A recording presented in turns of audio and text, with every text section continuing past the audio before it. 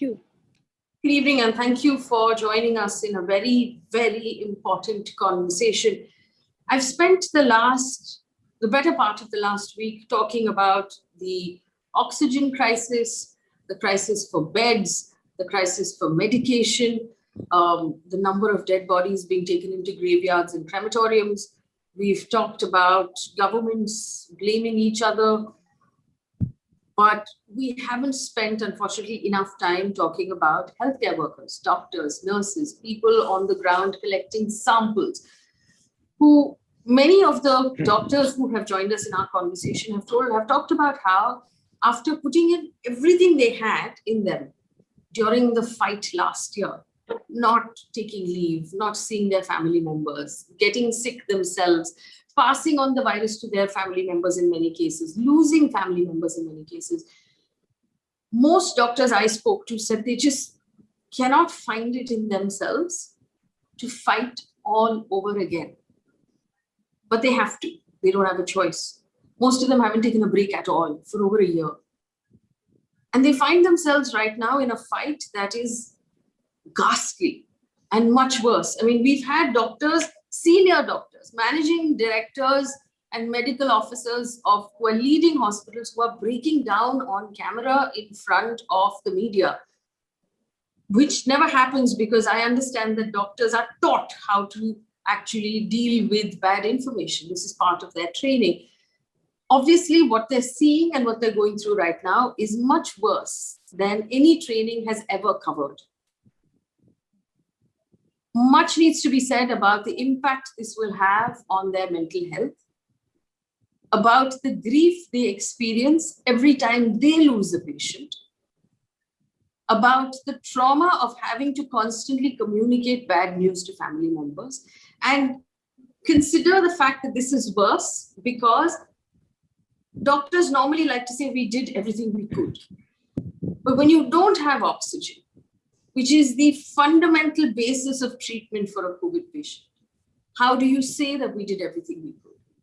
Doctors in Delhi are now having to tell family members to take their critically ill patients elsewhere because they can no longer help them, because they don't have oxygen, and they can no longer stay up at night begging and pleading for oxygen. There was one doctor on Twitter who said, you know what, in medical school, they did not teach us oxygen politics. They only taught us medicine. This is a conversation that I hope you will share with other people who will find it useful, but I also hope that ordinary lay citizens who are at this point hoping that we will have a doctor to save our lives if it comes to it, will also listen to understand how we can empathize with what our doctors and nurses and healthcare workers are going through right now, the trauma they're going through. The aim with this conversation is to also sensitize those people who run hospitals and who run medical teams to create SOPs for help for their team members, so that their stress and their trauma and their grief and their guilt can also be dealt with, and we don't wait until it's too late and things don't boil over. So that's the point of this conversation, and my team has put together an excellent panel of experts. I'm going to do very little talking today because they know everything. We have Isabel Paul, who is a clinical psychologist and a certified employee assistance professional. Dr. M.R. Rajagopal, who's the chairperson of Pallium India. I've had many conversations with him in the past. He is one of the kindest and the most wonderful person I have ever spoken to. And it is always wonderful to have more conversations with him. Now, Dr. Rajagopal is also director of WHO's Collaborating Center for Training and Policy on Access to Pain Relief, which is really important. Dr. Shushmita Roy Chaudhary is Director of Pulmonary Medicine at Fortis Hospital in Kolkata. Dr. Rajni Bhatt is a physician and a pulmonologist herself.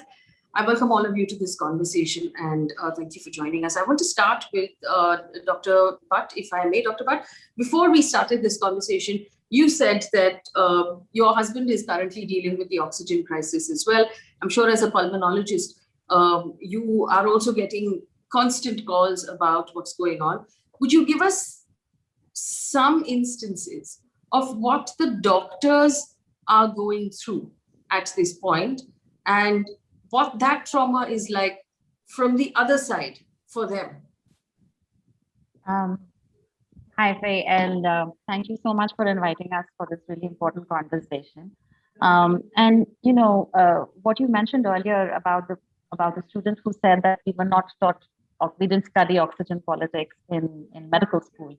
Some of us have seen crises before, but nothing in our lives has prepared us for something like this.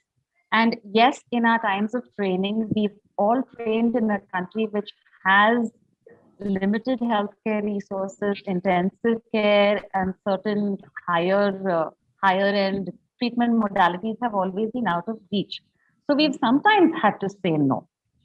But what has happened now for most doctors is they've never ever been through a period in their lives where every time they're having to refuse, knowing fully well that if they had the resources, they would be able to have a fighting chance to help a patient get back to good health.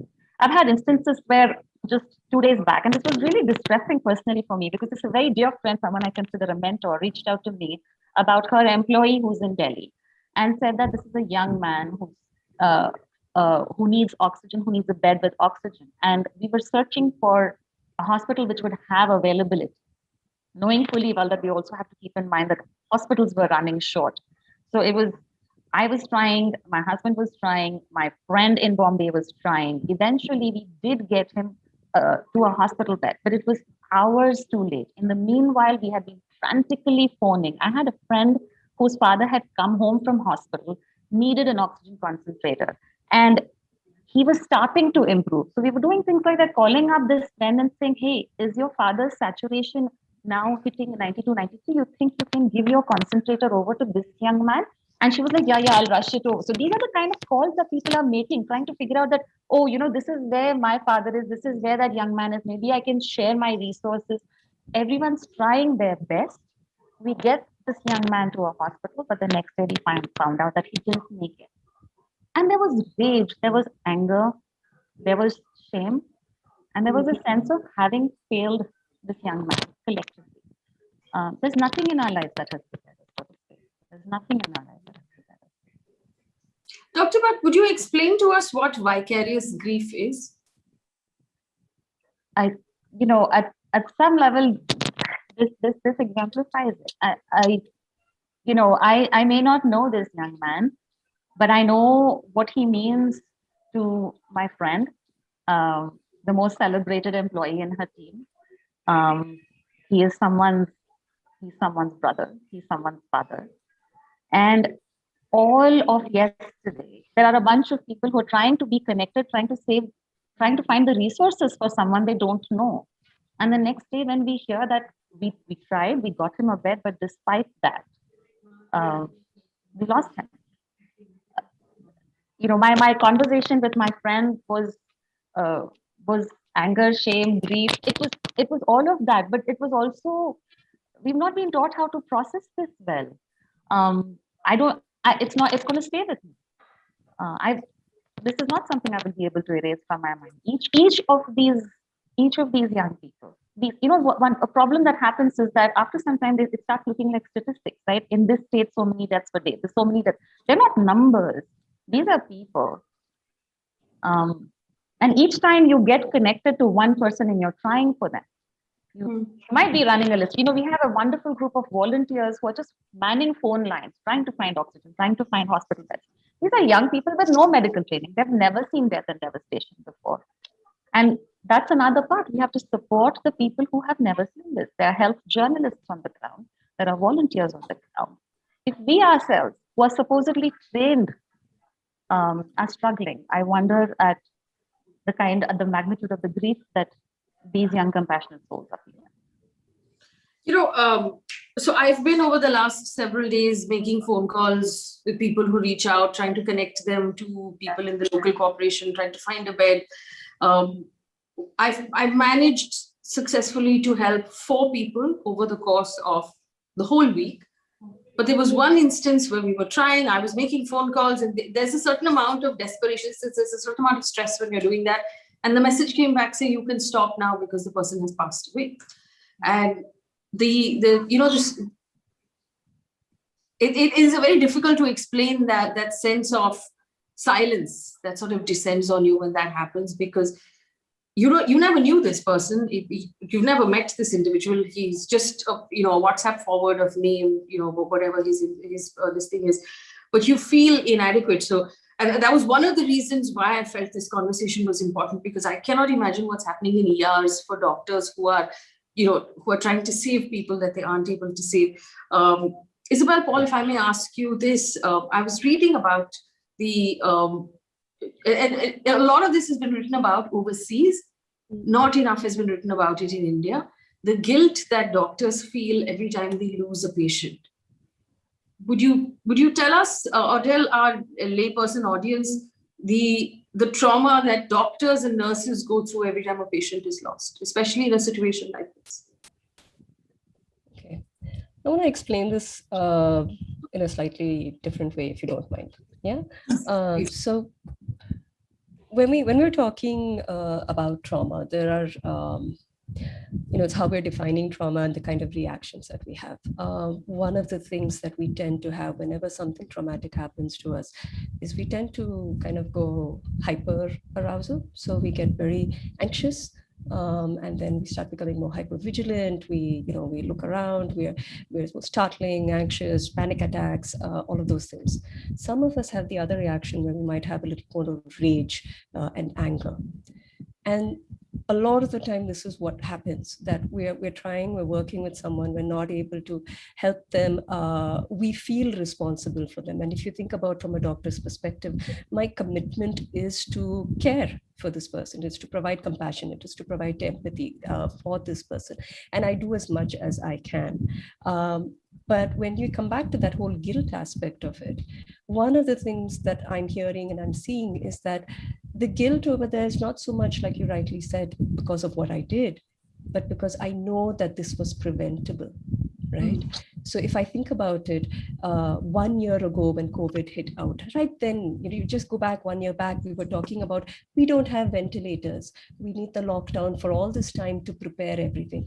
1 year later, we still don't have ventilators. Right? So the concept that I think that a lot of us are actually struggling with as from a doctor perspective is the concept of moral injury, where we know that this was preventable and this is not happening. And that's where some of that anger is coming from. That's where some of this, I'm having to make these lose-lose choices, not win-win choices, lose-lose choices that make me feel ashamed and guilty that I'm not able to do my job, what I was trained to do, what I committed to doing. And is there enough of an understanding on how to deal with this on the ground right now? No. Because right now we're all in that anxious phase, right? Like, so we're all just, I can't deal with this. And it's more about me and my self-care, which has gone for a toss, if I can use that as a phrase, right? We're just dealing with it right now in the here and now. Right, I'm just completely overwhelmed. There are so many patients that are dying. I'm trying to do my best. I go from one to another. I come back home. I face all of these worries and concerns that I have, and then I come back again tomorrow, and again I try, and again I know that I may lose a few more today, and that's a very helpless kind of a feeling that people have.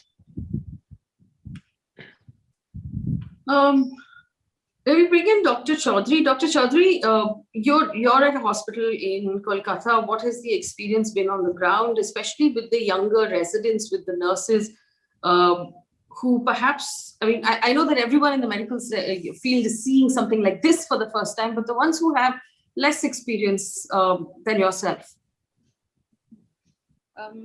Yeah, I think this is something we've been going through for more than a year now, and most of the people that are on ground working in PPs, long shifts, are people younger than 24, 25 years of age. And these are girls who are living away from home, who are living in hostels, who have only each other, because they can't go back home after a long day's work. They have to go back to a hostel, eat a, pre-made meal, or a meal that the hospital has provided to them after their shift. And even more so, they're always at risk of, if one girl in a hostel where they're living in bunkers, well, not bunkers, but bunk beds, one gets infected, not just from work, if one gets infected, the others can as well. So these girls are real soldiers, girls, even boys, we have brothers as well. So they are real soldiers. They're completely soldiering on without even, whining about their day-to-day problems that they have to go through, not being able to eat or drink in their PPE kits. But I know inside of each other, they are holding each other up to just keep carrying on. They are each other's help. So I keep talking to them. Look, you're away from home, so many thousands of miles away. Some girls are from, Kerala, some are from other places, some from Bengal, rural places. But they are each other's help. They try and listen to music when they get out from there. But when one gets infected, the rest are all scared, but they're still soldiering on. I think it's just, helping each other and being there for each other that they're doing, but they are all scared, but they don't show it. In our country, unfortunately, most don't have the luxury of being able to bring their, mental worries and their insecurities out when they are the earning members of their families. Dr. Rajgopal, I know that Pallium India has been working on pushing forward an SOP for, for those who are working on the ground. Could you tell us a little more about that SOP, please?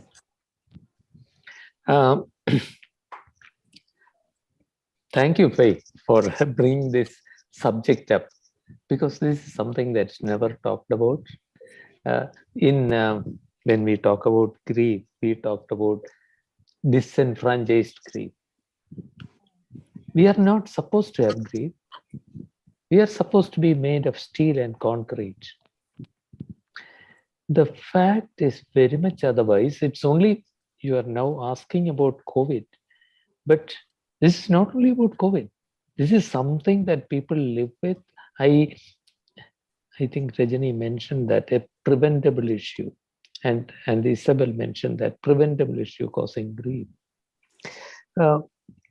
The SOP that you are asking about is but an attempt at a very feeble attempt, I must say, because the problem lies far beyond all this. I am an anesthetist by training. We see dramatic things sometimes during operations, and it happened 23 years back, but I cannot forget it. A young doctor on her knees, sobbing hysterically and saying, they killed that baby's mother. They killed that baby's mother. Only because of a month, donors could not come. The woman bled to death before our eyes. So how do you create SOPs for hospitals and doctors alone when the grief is not recognized? This is why I said thank you. The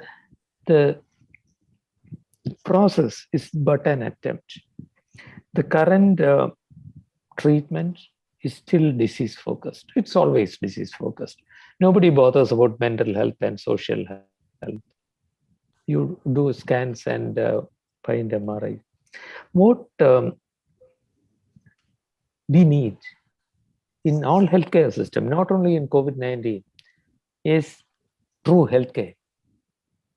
Not only diagnose and treatment of a disease. Here you have a disease that you cannot treat anyway. The cause.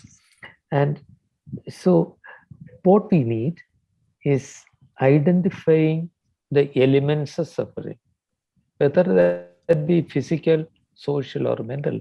The breathlessness, the pain that a microbiologist said for the first time in his life, he felt his hair in pain. And all these things are unnecessary suffering. They can easily be treated. So what we created was a tool which now about 1,700 healthcare providers have taken a course on all over the country. So this identifies suffering and treats suffering. So what would be the advantage for the patient and family is obvious. But it would also help serve the healthcare provider, because they would feel that we have done what we could. Today, we have to see the patient die or see the patient suffer, knowing that we could have done more, but we are unable to. Our hands are tied. Is there a way that hospitals can be can help their employees through this at this point, Doctor? It is not only hospitals, Faye. It is the system, the healthcare system as a whole. When you talk about hospitals helping people, you are thinking of the healthcare palaces that we have very often. Look at our government hospitals, all overcrowded. Doctors being and nurses being given tasks beyond their capability. And that's why I said the whole system. We have to be realistic. In a country where only 1.3% of GDP is spent on healthcare, where any civilized country spends at least 5%, where USA spends 20%, maybe that's unrealistic. 1.3%. And when we have forgotten our grandmother's kitchen table wisdom, that health is wealth. We have forgotten that. We are busy making money, resources. And now, what do we do with that? What we can do is to make the healthcare system a little rational. Spend at least 5% GDP on it. Build systems. And very often we talk about doctors, but really nurses suffer a lot more. The vast majority are women, and that itself endangers them. See, one of the things that we all struggle with is the guilt when we leave home for work, the feeling that this evening I may bring COVID to my spouse, to my grandchild. And this is something that we all live with. But here, the problem is when we know that the system doesn't permit us to work safely, that is not forgivable. We should be able to work under reasonable conditions. And I'm not talking only about COVID. Investment in healthcare will also help us to recognize the guilt that our nurses feel, the way they are pressurized by their families because they are women. Stop going to work. Fake a back pain. Don't. What are you doing? You don't care. You will be okay. But we are old and you are doing this to us. This is what our nurses are going through. The whole healthcare system, including hospitals, have to school the public awareness, what you are doing, Faye, thank you very much, but also clone people like Isabel and have a copy in every hospital. There has to be a system.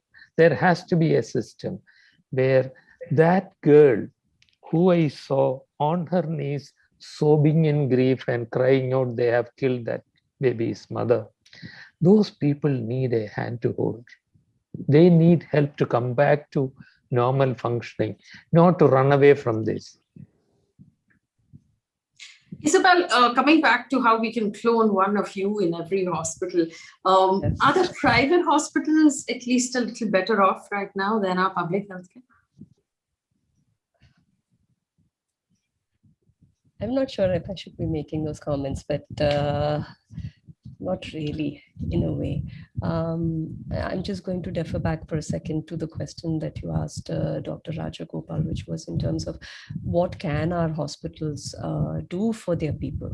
There is actually quite a lot that they can do, and I'm sure Dr. Rajagopal's policy also will include some of this. There's some very, very basic things. Simple thing is just setting aside a room, a decompression room. You hear about this where they will just have a relaxation chair, just some music playing in the background, if possible, a counselor to talk. If not, doesn't matter. And just giving people that time, that if I can take that 5-10 minute break between my cases once an hour, go sit there just to disconnect for a few minutes. That's not a big investment, right? But it makes a big difference. That 5-10 minutes, I can just decompress for a few minutes and then come back. There are other things, of course. There is the entire team. One of the biggest issues that we often see amongst doctors is that they'll say, nobody else understands what we're going through. So I don't want to go to a counselor because the counselor will not understand the pressures of what it is like to be a doctor, the hours that we work, the kinds of things that we do. But you do have your peers, right? Your peers can support you. And it's not very difficult to do a session of psychological first aid or a basic counseling or something of that sort. Or you don't even need to do that. All of your peers know what you're going through. And if you can find one reliable, trustworthy friend whom you could speak to, at least that person would understand. Right? There's your supervisor, whoever that might be, the head of the department. What are you doing? Are you making time to, on those rounds that you all are doing, to check in with your people as well, not just check in on your patients, check in with your people and ask them how are they doing, and then talk about these things. I mentioned moral injury earlier on, these kind of difficult ethical decisions that we are making. How do we choose which patient is healthy enough or sick enough, and this person should get treatment, that person should not get treatment? How do we, and these are very quick decisions that we need to make on the spot. We don't often have time for it, but you have an ethics committee, you have these people in the hospital, they can perhaps come together, give you a couple of ideas and guidelines that can possibly help you with some of these decisions, right? And then of course, the old-fashioned, if you do have a counselor, access to a counselor, then just coming together, or as a team, checking in online, wherever, for 10-15 minutes, just to talk about the deaths that we saw today. What does it mean to you? What was it like for you? And just to process those experiences, so that kind of brings you back on track and brings you back. And those are very small things that can be done, right? But we somehow seem to put the onus on the doctor, on the healthcare professional, that you have the issue, so you go do self-care, you go for counseling, you go fix yourself. It's like the organization has nothing to do with it, but it has a huge part, right? Like Dr. Rajagopal was saying, the burnout and the levels of working hours, where does that come from? It comes from the hospital, it comes from the teams, it comes from the departments.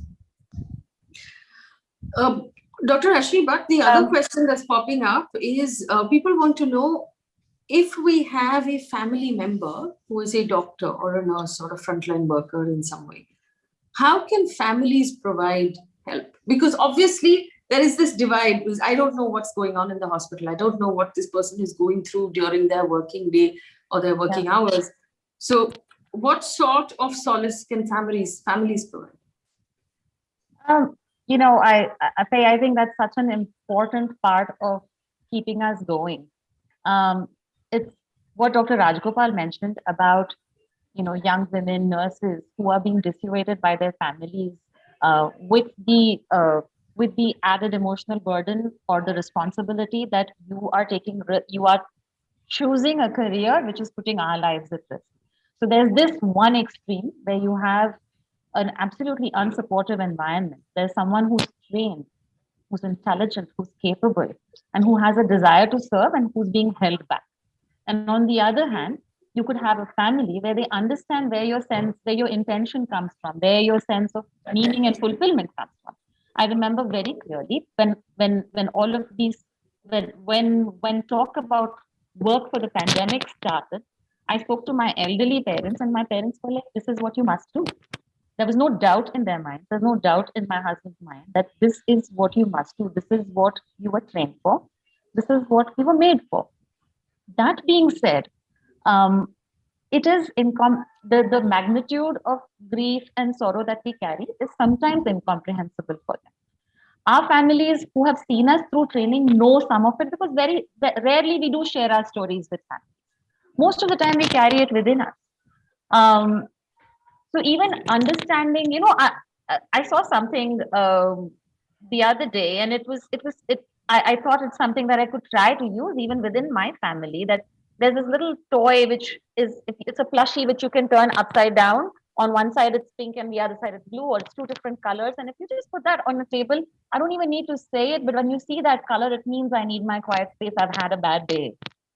Maybe I don't want to say it, and you'll see that right away, because even there are times when it's something that my mom can pick up on. It's my husband can pick up on. As soon as I come home, they're like, okay, you need your quiet time today. You need to process something. And then maybe 2 hours later, they'll ask me, you had a rough day, you want to talk about it. But not right away. Because I need that little, what we do when we experience this grief phase is that we put it in silos. We go through an intense experience where you're really working hard to save someone's life and you lose them. At that point, you might be a team leader. You are supporting the others in the team. You're making sure they're emotionally okay. You don't have the time to process your emotions. You say, I will park it away and I will come back to it. But if you forget to process it, it will lead to added injury. So having that little space, if they provide you that little space, and maybe you can help them with telling how this signal is going to work out. For people who have children, it's even harder, right? Because there's no separation of space. As soon as you enter home, you're back at work as a parent. So maybe your family figures out how you get that little quiet time. There are many ways of supporting. People send just sweet messages, or make your favorite food, or play your favorite old song or something, and that can help. And I'd like to, if I can jump in and address a couple of points that were raised earlier by Dr. Raj and Isabel as well. And you brought it up as well. And it's about burnout and moral injury.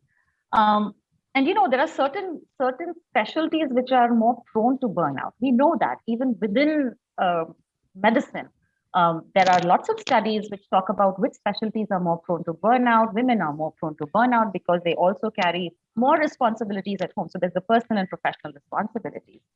But as Isabel said, the onus of taking care of doing anything to fix it is always on that healthcare worker and not the system. So, you should do 15 minutes of, you should do 1 hour of yoga or meditation. Where am I going to find that 1 hour? That 1 hour has to come away from something, especially when we're talking about disasters. Nurses are better at this because their work is regulated. You work shifts, and at least therefore you know that you're working there's a standard shift that one is working. Yes, you might pull a double shift, but there is an end to it. During Katrina, when Hurricane Katrina hit, they found that doctors burnt out faster because you kind of train to think you're superhuman. This is what we have drilled into our young doctors, that you are superhuman, you must not fail, you must soldier on, and any sign of vulnerability is weakness. We've started saying vulnerability is weakness, and that's absolutely wrong. Because I can tell you very simply that I have been through burnout, and it was significant burnout leading to mental health issues with depression that one gets over. But saying that I have experienced burnout, saying that I experienced depression, there's a stigma associated with it. And I really, I want to share something that Dr. Robert Wycross, who's one of the greats in palliative medicine, said. And he said, if you are a doctor who truly cares, it's not a question of if you will experience burnout, it's when. And you might experience it multiple times in your life. So once you realize that this is going to happen to me, we are probably going to face another pandemic. Then we start looking at our mental health and burnout preventive strategies as it should be part of SOPs, as Dr. Rajgopal is very truly pointing out, that these should be systems that are built in. As a manager of a team, how do I look out? How do I assess the grief and distress that my team is going on? For myself, am I objective enough to recognize that maybe I'm experiencing compassion fatigue? I'm snapping at my residents, maybe. So there's a lot that we can work on. It's just we have built this false image of a doctor who is invincible and is superhuman and is a robot who can perform endlessly. And that needs to stop right from medical school. I think that there's a whole ecosystem that needs to be built around how you will have people who are compassionate and retain compassion and efficiency. And even if they burn out, they know how to build themselves back again. And I can tell you that is very possible. I have found joy in medicine again, but there was a point when I thought I may not want to. So having the support, having a boss who supported me, my boss was fine with the fact saying, okay, fine, let's cut back on work. You take a break and you come back. But I believe that this is what you're meant to do. So having that support. I want to bring in Dr. Chaudhary as well. Dr. Chaudhary, Smriti Rana has put in a suggestion in our chat window where basically she says that one of the difficult things about a pandemic is having the conversation with the families where you tell them that they have lost a loved one. She talks about how in New York, they brought in specific teams, palliative care teams, in order to deal with that part, whereas the triage and the ER was done by a different team. In India, we don't have that, obviously. How much training do our doctors receive in medical school on how to deal with these conversations, how to deliver bad news, how to accept bad news themselves? Yeah, that's a very major part which is lacking in our part of training in this part of the world. So, when I was training in UK, after I trained in India, and when I went to UK, there was this separate station we would have where it was breaking bad news to the family. That doesn't exist in India. In India, it's basically when a patient comes to you, they come with a trust on a doctor, and they either trust you or they distrust you. But in a pandemic situation where the patient is coming to you for the first time, and you have no connect with the patient or the family, and the patient is continuously, progressively doing badly, once they've come in. So most patients will come in on some amount of oxygen. If they're put into the intensive care unit, some of them will get better and they'll go. The problem here is that you're not meeting families every day because a lot of the family members themselves are affected. So, they can't come to hospital and they're in isolation. So there's a lot of anxiety as to what's happening. And if they've brought their patient, that happy hypoxia is something that is described significantly. So when their patient is come into the hospital, although their oxygen levels are low, they're pretty good in their sensorium and they've been talking as they entered hospital. Many of them who will worsen will go on to the ventilator, and their queries are, my patient got into the hospital talking, how did he get onto the ventilator? And here you discussing with me on video, telling me that he might not make it. So, that connect is lacking. So having one single person to the same family every day is good. Again, you work in teams in COVID. You don't go in to see the patient every day. If you're not on duty that day, someone else is. So what the families face is that another doctor comes and talks in another tone. So they're not being able to make a connect. So all of us in a team, what we can do and what we've been doing for our own sanity and to keep the sanity of the families is try and speak in the same language, try and give them hope. But then again, the difficulty is that you can't give them hope. It's all against hope when the patient is going downhill. So that adds to your mental agony. Say somebody has spoken to the family the day before and they've been too busy and not given the family much time to answer their questions. The family is anxious, they're in angst, and they're really worried about what's happening to the patient. You might get an earful. So, you have to digest that and you have to understand that they are, what's going through with them when they're not being able to see their patient.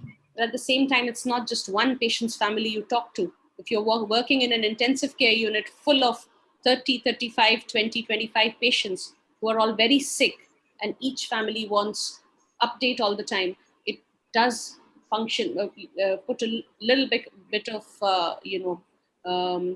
pressure on your system. Gradually, at the end of the day, emotional fatigue as well as physical fatigue is something most of us who work in the intensive care units are facing, in spite of trying to be, as compassionate as we can be. And we do understand, despite doing everything, it's not enough. I also want to ask whoever on the panel wants to answer this question. In Delhi High Court today, the hospitals who approached Delhi High Court asking for help with the oxygen also asked for police protection because they said things are getting desperate at their ERs. Families are getting angry. They're worried about the safety of their doctors and their nurses because, like you said, the family will say, you know what, my loved one was fine. They walked into the hospital. What do you mean they can't breathe anymore? What do you mean you lost them? And and there are people waiting outside the hospital to get admitted, to get oxygen. It's invariably human nature that when you have a loved one you are trying to save, you are blinkered to everybody else's pain because all you want to do is find an oxygen cylinder for this individual. You don't care about anyone else. So it's difficult for families to see the larger picture. I want to ask you all about the anxiety that doctors are going through. If there is fear of safety, of physical safety, the anxiety of, oh my God, we're running out of oxygen. Can we split it between two patients? Can we reduce, can we taper it down and maybe get it to last longer? That must feel like a constant pressure situation for 12 hours, 16 hours, 18 hours. What sort of an impact or what kind of PTSD does that leave behind? Isabel? Well, if people are going to be in a high state of anxiety like that, then yes, there are effects. You're going to see that, of course, in the long term. You're going to see that in terms of what happens to them physically, body-wise. We know what the impact of continuous anxiety is. But more than anything else, like what everyone else has been saying, is that you're going to burn out and you're going to crash pretty soon, right? And then when you're burning out and crashing, you're not going to be making any better decisions than what you already are making. So like Dr. Rajani said earlier on, that taking that break, using that, even, if I'm not at my best, I'm not really going to be doing my best for my patients either. Right. So I do need to take that break. I do need to, sometimes we say that, oh, I can't because, then that means that I'm weak or something of that sort, as I think Dr. Rajani mentioned earlier on, right? And sometimes we say, okay, this shouldn't be bothering me. We have this like macho attitude, it shouldn't be bothering me, right? But if you cut and if you don't, you've got a cut and if you don't fix it, you bleed out, right? If you've got a really big cut, then it's the same thing with the anxiety that the doctors are having. If you're not doing something to address it, then this is just going to snowball into something totally different, right? If I can just jump in on that, Faye. You mentioned about the violence and all of that. Now, when I and Sushmita was talking about breaking bad news and doing it the right way, when we know we have in our hearts done everything we possibly can for a patient, we are able to go to the patient's family, and even if they have anger, we are able to accept the anger. And if they are able to sense that, yes, I know I did, they know that their doctor did everything for them. At this point, there is a breakdown in that trust. And honestly, there are many doctors who are dealing with a lot of guilt that they were not able to do everything that they would have wanted to. There are young doctors across the country who are going to bed every night thinking, is this what it, this is what the dream was, right? I mean, it takes years to get to where that is, to that point where you're supposed to be realizing that dream, the fulfillment of being able to help save lives. But there are so many reasons which are beyond your control. And it's coming on a background of an ecosystem or a healthcare environment where there has been a trust deficit building up over the last several years. So violence against doctors is not a new phenomenon. We experienced the stigma at the beginning of the pandemic as well. A young respiratory therapist who's working in a COVID hospital is told that her landlord tells her to vacate the place. Young doctors were told to vacate their place. So doctors have already experienced stigma. They've been thrown out of their homes. And now the thing is, you are the face. You're going and breaking the news. It's not someone else who's coming. And the family is never going to be fully sure that my patient got every drug, every resource that they should have got.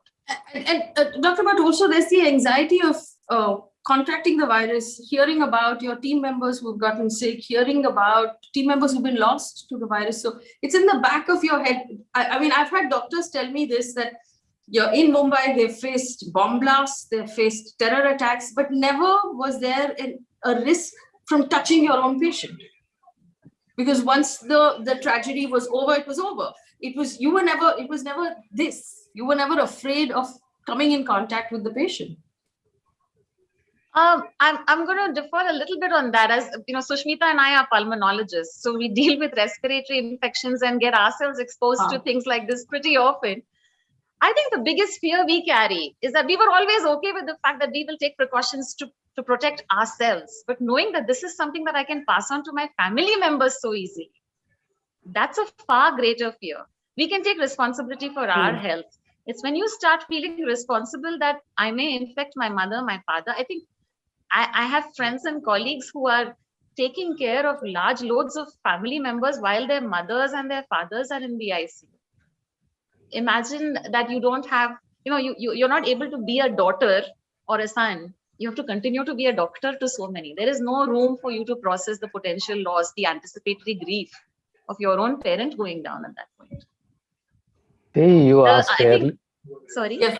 Sorry, please. Dr. Raj, go ahead. No, you asked earlier about post-traumatic stress disorder. Yes. See, when we are facing a huge crisis, we go on and on and on. It happens in disasters. You may continue to work for 48 hours. But then, when you finally are done with it, then you realize the trauma that you have had. I believe, I fear, I really fear what you asked is going to be a real issue post-pandemic. I think we are going to leave behind a huge number of healthcare professionals, maybe somatizing a lot. Many now will come out with disc prolapse and other problems, something that they will need, because burnout is a luxury for a lot of us. If you are working in a government hospital where you simply cannot leave, you cannot take leave, burnout is a luxury. You go on and on till you drop there. We have started a helpline, Faye. Yes. It's for anyone with grief. It's called Sukh Dukh Helpline. It's on our website. Actually, so far, the majority of people who actually accessed it are healthcare professionals, partly because they know about it, maybe. Would you give us the phone number, Dr. Raj? I will in a moment. I'll look it up. We'll look it up. And also for our audience, whether you are healthcare workers or loved ones of healthcare workers, in the in the description of this video, we have included helplines, specific groups of people who are working for doctors and nurses at this point to help you with your mental health. We're putting all of those details in the description of this video. Please share these details with your loved ones who need it. Please understand and be, okay, this is the number 759405. I'm sorry, I lost that. We're going to try and call that out again. We're going to get you those details and we'll put it in the description. You can share it with people. We're going to have more of these conversations. I'll try and have them as often as we can. Send in your questions and we'll try and answer them as well. To our panelists, thank you so much for making time for us this evening and having these conversations. I do hope that you will agree to have more conversations like this. And I do hope that it doesn't reach a point where our doctors and nurses have to be afraid physically of the anger that comes with telling patients, families that they've lost their loved ones. Thank you so much to our viewers as well. Remember to subscribe on our YouTube channel, subscribe to the channel. Share it with your friends and family. Tell them to subscribe as well. Our news for tonight will be up at 9 o'clock. If you are already anxious and if you're already distressed, do not watch it because the news right now is extremely distressing. It is my job to deliver bad news and hence I have to continue to do it. But my strong sort of advice to those people who are already facing anxiety is to just not watch the news for the time being. Thank you so much. Good night. Thank you, Faye.